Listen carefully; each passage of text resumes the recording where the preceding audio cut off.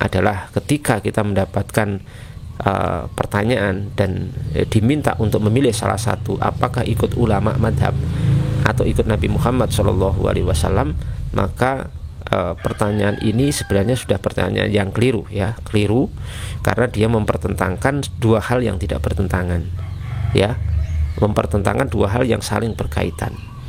Kemudian bagaimana kita menjawabnya? Kita jawab kita ikut ulama madhab.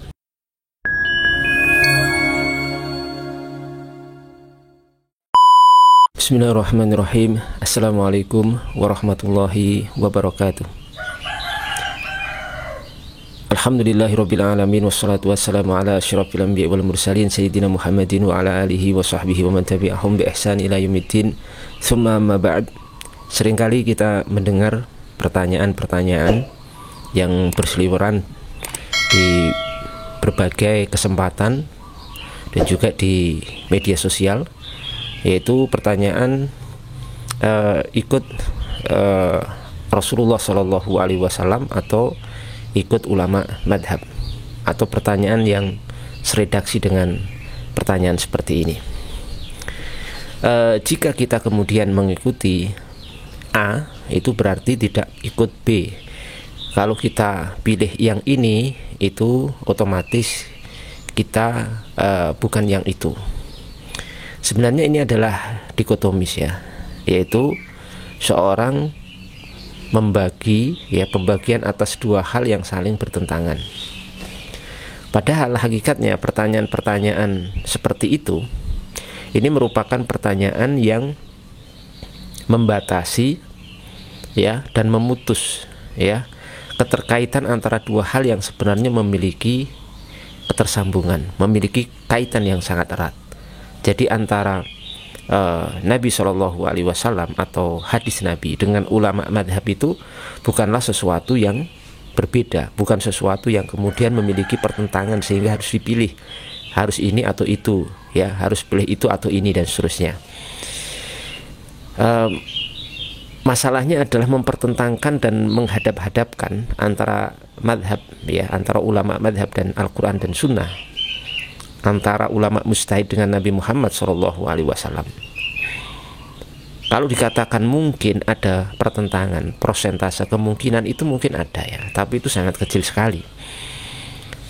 Pun begitu, kalau terjadi satu pertentangan yang benar-benar terjadi pertentangan, itu pun harus dipecahkan dengan metodologi yang benar, metodologi di dalam Islam, metodologi yang memang muktabar, ya, diakui, diabsahkan oleh para ulama ahli ijtihad, bukan sembarangan, bukan kita sendiri yang kemudian memecahkan permasalahan itu.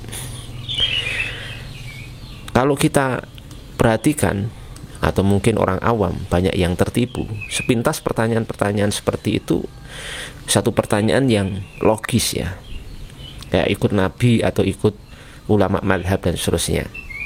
Padahal kalau kita lihat dari kacamata atau konteks ittiba kepada ulama madhab, itu bisa dipastikan bahwasanya ini merupakan kecacatan metodologis. Kenapa?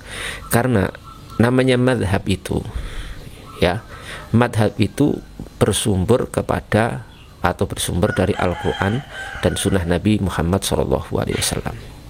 Ulama mujtahid itu sudah barang tentu ketika merumuskan, menyimpulkan hukum-hukum Allah Subhanahu wa Ta'ala, itu tidak mungkin meninggalkan hadis Nabi SAW.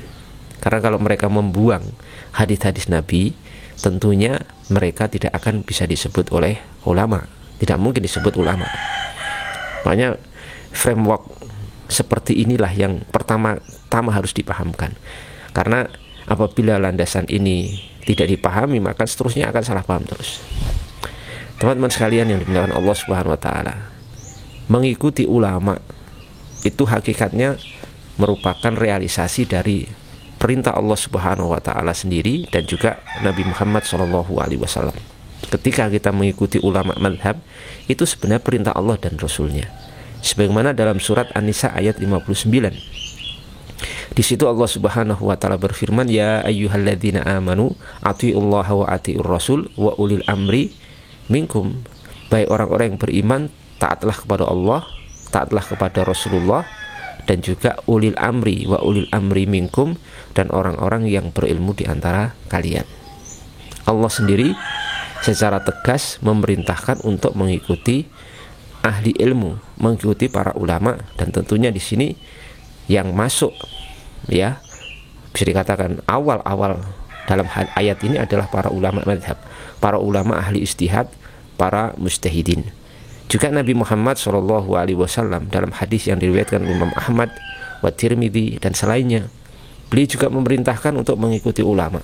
Beliau SAW dalam Hajjatul Wada, haji perpisahan, menyatakan, khudul ilma qabla ayyukbad au yurfa, faqala Arabi kaifa yurfa, faqala ala inna dhahabal ilmi dhahabu hamalatihi thalatha marrat. Beliau bersabda, ambillah ilmu, hendaklah kalian mengambil ilmu sebelum ilmu itu dicabut atau diangkat. Kemudian ada seorang Arab Badui bertanya, bagaimana ilmu itu diangkat? Maka Rasulullah SAW menjawab, ketahuilah sesungguhnya hilangnya ilmu itu dengan wafatnya para pengembannya. Pengembannya di sini adalah para ulama. Hadis ini diucapkan oleh beliau adalah 3 kali. Sehingga jamaah sekalian yang dimuliakan Allah Subhanahu wa taala, jika yang dimaksud oleh ulama salaf saleh, ulama madhab, maka mempertentangkan dengan Nabi itu satu hal yang tidak tepat. Jika kita mempertentangkan dengan logika dikotomis, berarti dalam pikiran kita itu ada kesombongan. Itu kita sombong. Dan juga ada suudzon kepada para ulama, berburuk sangka pada ulama, seakan-akan ulama itu tidak ngikut Nabi, seakan-akan ulama madhab itu tidak ikut Nabi Muhammad SAW.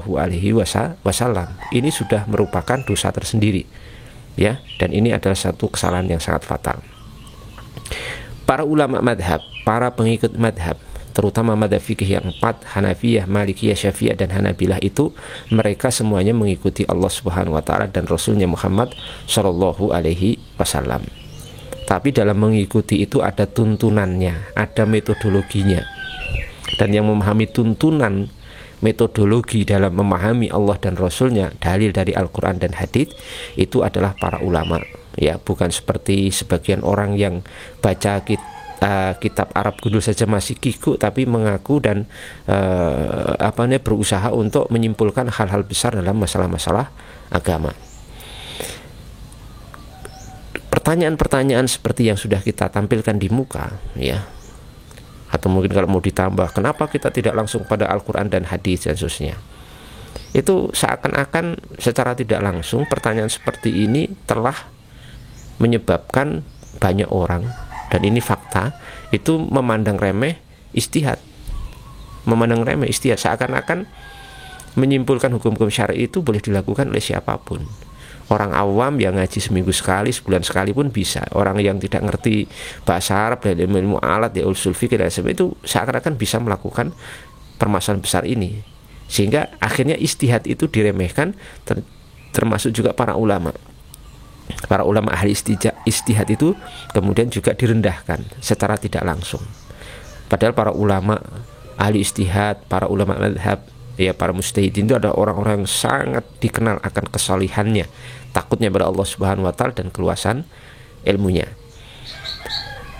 Jamaah sekalian yang dimuliakan Allah Subhanahu wa taala, memang benar ya, Islam itu harus mengikuti Nabi Muhammad SAW melalui hadis-hadis beliau.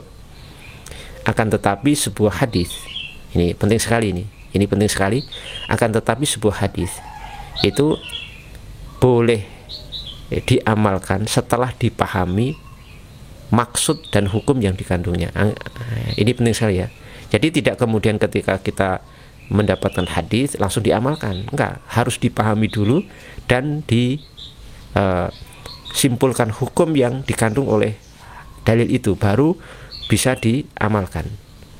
Jadi hadis itu tidak sekedar hadis itu sahih, valid, absah gitu ya, punya keabsahan langsung diamalkan, tidak bisa. Itu hadis yang seperti itu walaupun statusnya sahih, valid dari Nabi Muhammad SAW, itu masih barang mentah, tidak bisa langsung diamalkan, kecuali harus dipahami ya maknanya, kemudian kandungan hukumnya seperti apa, baru bisa diamalkan. Dan itu yang bisa melakukan adalah para ulama. Jika diketemukan sebuah hadis tidak bisa langsung dipakai, ya, disebutkan oleh para ulama kita. Ada contohnya misalkan hadis sahih. Hadis sahih itu bisa jadi tidak diamalkan walaupun sahih. Kenapa? Karena dimansuh. Isinya itu sudah dinasakh, dihapus hukumnya oleh hadis lain misalkan. Ya, contohnya misalkan sebuah hadis dalam Sahih Bukhari. Hadisnya dalam Sahih Bukhari, sahabat Zaid bin Thabit pernah bertanya kepada sahabat Utsman bin Affan tentang bagaimana kalau seorang suami berjima dengan istrinya tapi tidak sampai keluar mani. Ya, apakah si suami itu wajib mandi atau cukup wudhu? Nah, di situ Utsman ibnu Affan, sahabat radhiyallahu ta'ala anhu, ini memberikan jawaban cukup wudhu, tidak perlu mandi, tidak wajib mandi kalau tidak keluar mani. Dan beliau menyatakan bahwa saya pernah mendengar hal itu dari Rasulullah SAW. Hadis ini sahih, tetapi dalam Sahih Bukhari, tetapi kok tidak diamalkan oleh para ulama? Ya, karena ternyata hadis itu sudah dimansuh isinya, hukumnya sudah dihapus. Walaupun riwayatnya sahih, ya, disebutkan dalam riwayat Sahih Bukhari, Muslim, bahwasanya kalau seorang itu sudah melakukan jima, ya, atau khitan ketemu khitan, maka dia harus mandi besar walaupun tidak sampai keluar mani. Itu contoh saja bagaimana pentingnya mengikuti ulama dan membebaskan diri dari memahami dalil secara tekstual dari diri kita sendiri, karena itu sangat berbahaya sekali. Hadis-hadis seperti ini tidak mungkin langsung bisa diamalkan. Ada sebuah kisah yang sangat bagus sekali ya untuk kita renungi. Ada seorang ulama namanya Ibnu Wahab. Beliau ini salah satu murid Imam Malik bin Anas. Beliau itu pernah diinformasikan oleh Ibnu Asakir rahimahullah dalam Tarikh Dimashqi jilid 50 halaman 359. Beliau itu pernah mengatakan begini. Laula Malik bin Anasin wal Laits ibnu Sa'din lahalaktu kuntu adhunnu anna kullama jaa anin Nabi sallallahu alaihi wasallam yu'malu bihi. Seandainya bukan karena Imam Malik bin Anas dan Al-Laits bin Sa'ad, sungguh aku akan tersesat. Dulu aku menyangka bahwasanya segala hadis yang datang dari Nabi Muhammad SAW itu boleh untuk diamalkan. Ini ulama sekelas Imam Ibnu Wahbin itu sampai seperti itu, ya, persangkaan bahwa setiap hadis itu yang sahih harus diamalkan itu akhirnya hilang dari diri beliau. Bahkan kalau setiap hadis sahih itu diamalkan malah tersesat. Sampai beliau ketemu Imam Malik, berguru kepada Imam Malik dan Al-Laits bin Sa'ad yang menjelaskan masalah-masalah seperti itu, yang tidak setiap hadis sahih itu bisa diamalkan kecuali harus diikuti, dipahami maknanya dan disimpulkan hukum yang ada di dalamnya. Jamaah sekalian yang dimuliakan Allah Subhanahu wa taala, ulama madhab atau ketika kita ikut madhab itu berarti kita telah mengikuti dan kembali kepada Al-Quran dan Sunnah sesuai dengan metode yang benar. Ya, kita tidak bisa loncat langsung pada Al-Quran dan As-Sunnah, tetapi harus melalui metodologis, dan metodologi itu yang termaktub di dalam madhab. Jadi madhab itu salah satu isinya adalah metodologi bagaimana memahami Al-Quran dan As-Sunnah. Para pemuka ulama, ya, ulama madhab itu adalah orang-orang yang sangat paham tentang Al-Quran dan Sunnah. Bisa dicek ya, hasil ijtihad mana dari mereka yang termaktub dalam kitab-kitab madhab yang tidak kembali kepada Al-Quran dan hadis. Silahkan tunjukkan. Kita tidak akan bisa menunjukkan hal itu. Jadi teks hadis itu misalkan tidak secara mentah itu langsung bisa dipakai secara bebas oleh semua orang, dijadikan dalil, ya. Para fuqaha, para ulama mazhab itulah yang kemudian bertugas menggali makna, ya, maksud dan kandungan hukumnya, ya, karena mereka memiliki metodologi yang pakem, metodologi yang jelas, metodologi yang ilmiah. Bukan sembarangan kemudian ada hadis diterjemah diamalkan. Ini namanya tekstual ya, tekstualis, kaum tekstualis.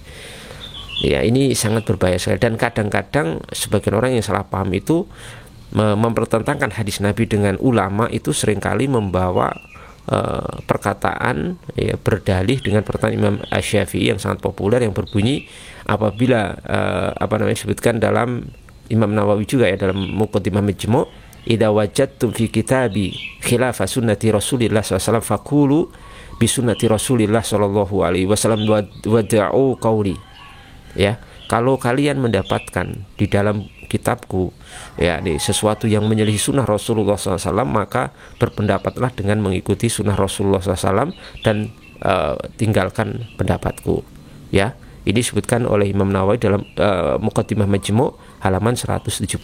Nah, ini seringkali disalahpahami, sudah membawakan ucapan seorang Imam Syafi'i disalahpahami, kemudian dijadikan hujah atau argumentasi untuk membantah orang lain. Ini parah sekali ini. Jadi begini, konteks Imam Syafi'i mengucapkan itu konteksnya itu adalah ucapan itu ditujukan kepada para ulama ahli ijtihad. Ya, itu disampaikan kepada para ulama ahli ijtihad dari murid-murid Imam Asy-Syafi'i rahimahullahu taala. Ya, bukan kepada sembarangan orang. Ya. Oleh karena itu ketika orang itu menyimpulkan, oh ini hadis ini bertentangan dengan pendapat Imam Syafi'i, itu berat sekali, karena dia harus pertama seorang ahli ijtihad, yang kedua dia harus menelaah seluruh kitab-kitab Imam Syafi'i, ya semuanya ya. Kemudian dia juga harus menelaah kitab-kitab ashab Imam Syafi'i, murid-murid Imam Syafi'i yang mensyarah menjelaskan kitab-kitab Imam Syafi'i, semuanya baru bisa menyimpulkan, ya baru bisa menyimpulkan hal itu. Ini bisa dicek keterangan hal ini oleh Imam An-Nawawi rahimahullahu taala, yang sampai beliau di akhir keterangannya mengatakan bahwasanya wa hadza syaratun sya'bun qalla man yansifu bi. Syarat ini untuk sekedar menyimpulkan hadis ini bertentangan dengan pendapat Imam Syafi'i, ya itu sulit sekali. Hampir-hampir tidak ada orang yang mampu. Syarat berat sekali, hampir-hampir untuk menjangkau itu sangat sulit sekali, dan hampir tidak ada orang yang mampu untuk melakukannya. Jamaah sekalian yang dimuliakan Allah Subhanahu wa taala, ini membuktikan kepada kita semuanya bahwasanya Al-Quran dan hadis Nabi Muhammad SAW itu memiliki struktur bahasa Arab yang khas. Perkataan Nabi juga sering-sering disebut memiliki jawami'ul kalim. Semuanya itu harus dipahami melalui ilmu, melalui tangga, dan mereka itu adalah para ulama kita. Kesimpulan dari pembahasan ini adalah ketika kita mendapatkan pertanyaan dan diminta untuk memilih salah satu, apakah ikut ulama madhab atau ikut Nabi Muhammad SAW, maka pertanyaan ini sebenarnya sudah pertanyaan yang keliru, ya keliru, karena dia mempertentangkan dua hal yang tidak bertentangan, ya mempertentangkan dua hal yang saling berkaitan. Kemudian bagaimana kita menjawabnya? Kita jawab kita ikut ulama madhab. Kenapa? Karena kalau itu kita mengikuti ulama madhab, itu secara otomatis kita mengikuti dalil, karena ulama madhab itu dalam merumuskan kesimpulan hukum itu pasti mengikuti hadis, mengikuti Nabi Muhammad SAW. Itu pertama, ya. Nomor dua, ketika kita mengikuti ulama madhab, kita secara otomatis mengikuti pemahaman, ya, dan kesimpulan hukum yang ada di dalam hadis itu melalui mereka. Jadi kita dapat dua, mengikuti ulama madhab itu dapat dua, mengikuti dalil, mengikuti Nabi, sekaligus mengikuti dalam memahami perkataan Nabi Muhammad SAW dengan pemahaman yang benar. Ya, ini yang kita dapatkan. Tapi kalau kita hanya saya ikut Nabi, itu artinya kita mengikuti Nabi sekedar mengikuti dalil atau tekstual dari satu dalil tanpa memiliki pemahaman yang benar dan kesimpulan hukum yang benar yang digali dari hadis itu, dan itu akan mencelakakan kita.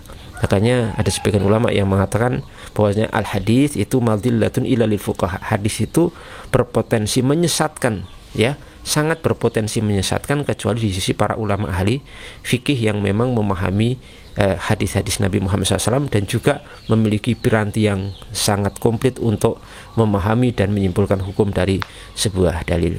Semoga bermanfaat dan semoga kita tidak bingung lagi ikut ulama madhab atau ikut Nabi Muhammad SAW, karena jawabannya pasti adalah ikut ulama madhab. Semoga bermanfaat. Mohon maaf kalau ada kekurangan. Wabillahi taufiq wal hidayah. Wassalamualaikum warahmatullahi wabarakatuh.